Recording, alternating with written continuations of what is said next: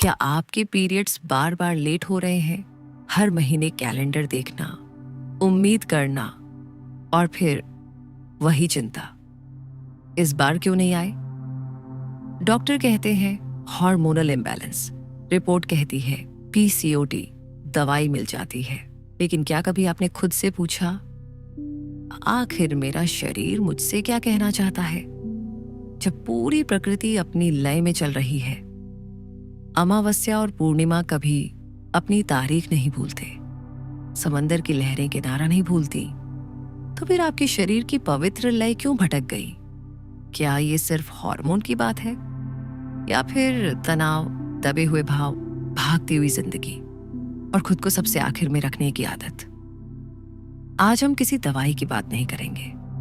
आज हम बात करेंगे उस स्त्री ऊर्जा की जो शायद थक गई है, जो बस थोड़ा सा प्रेम, थोड़ा सा विश्राम और थोड़ा सा पोषण चाहती है। अगर आपके पीरियड्स लेट हैं, तो ये वीडियो आपके लिए है। अपने शरीर से जुड़ने की इस यात्रा में हमारे साथ जुड़िए। ऐसे ही और गहरी, सच्ची और उपयोगी जानकारी के लिए सेल्फ ब्यूटी चैनल को लाइक, शेयर और सब्सक्राइब जरूर कीजिए। शरीर कभी झूठ नहीं बोलता। जब मन लगातार दबाव में होता है, तो शरीर संकेत देना शुरू करता है। कभी सिर दर्द, कभी नींद की कमी, कभी पाचन की समस्या और कई बार मासिक चक्र का असंतुलन। आयुर्वेद शरीर को केवल भौतिक संरचना नहीं मानता, बल्कि ऊर्जा का प्रवाह मानता है। इसमें 3 प्रमुख दोष बताए गए हैं: वात, पित्त और कफ। जब वात बढ़ता है, यानी सूखापन, ठंडापन, अस्थिरता, तो शरीर की नीचे की ओर जाने वाली ऊर्जा प्रभावित हो सकती है। इस ऊर्जा को अपान वायु कहा गया है। यह वही प्रवाह है जो मासिक धर्म, मल त्याग और प्रसव जैसी प्रक्रियाओं को नियंत्रित करता है। जब जीवन शैली असंतुलित होती है, देर रात तक जागना, अनियमित भोजन, बहुत अधिक कैफीन, ठंडा या पैकेट वाला खाना, लगातार चिंता, तो वात बढ़ सकता है। शरीर सूखा और थका हुआ महसूस करता है। और जैसे सूखी धरती पर बीज अंकुरित होने में कठिनाई होती है, वैसे ही शरीर का प्राकृतिक चक्र भी बाधित हो सकता है। इसका मतलब ये नहीं कि हर अनियमित पीरियड का कारण केवल ऊर्जा है, लेकिन यह समझना जरूरी है कि शरीर बहुस्तरीय है।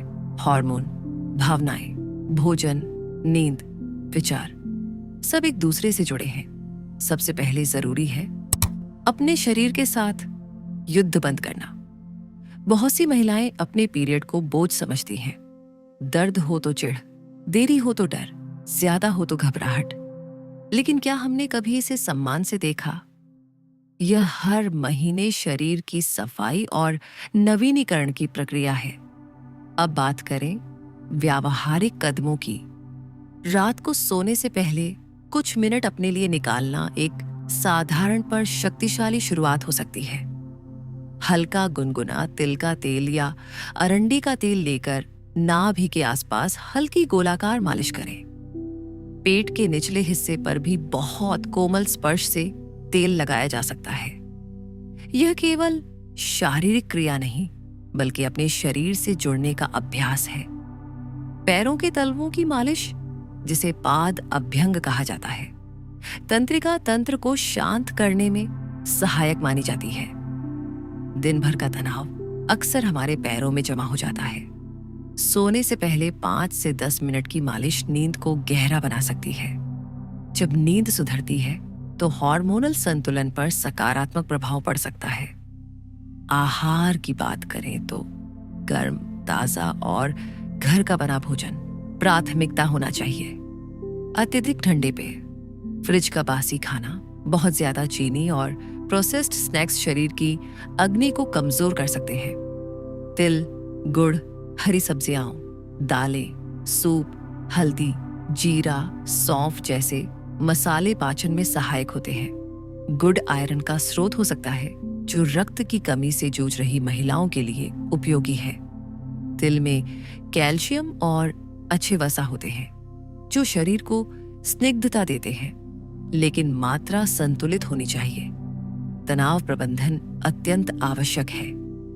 आधुनिक शोध बताता है कि लंबे समय तक बढ़ा हुआ कॉर्टिसोल प्रजनन हार्मोन के संतुलन को प्रभावित कर सकता है।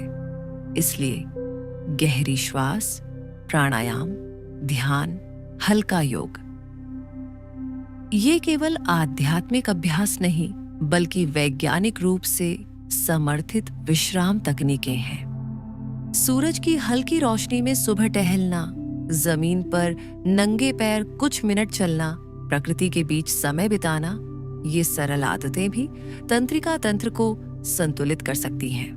भावनात्मक स्वास्थ्य भी उतना ही महत्वपूर्ण है।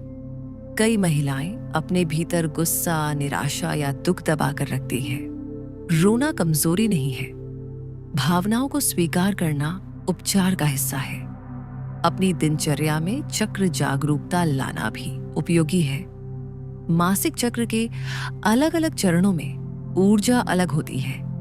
हर दिन एक जैसा प्रदर्शन अपेक्षित करना शरीर पर दबाव डाल सकता है।